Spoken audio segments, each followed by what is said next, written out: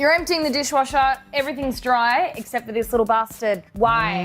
Why is it still wet when you pull it out? Two reasons. So a bit of background first. The dishwasher, as it sounds, washes everything, but at the end it throws in a heating cycle. Everything inside heats up to about 50 degrees C, and that stored heat is supposed to evaporate away all the water.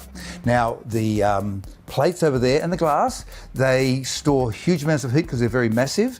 They're heavy, that's a fancy word. And they also have got a high specific heat. Whereas this thing is very light, doesn't weigh much, and it's got a low specific heat. So those guys there, the plates, they are loaded with heat and they evaporate, they get rid of their heat, and part of the way through the cycle, all the water has gone off. This guy here has got hardly any stored heat, and it uses it all up and there's still droplets left behind. The plates are made of ceramic and they love water, and the water spreads out into a thin film and evaporates off from the surface really easily because you've got a large surface area.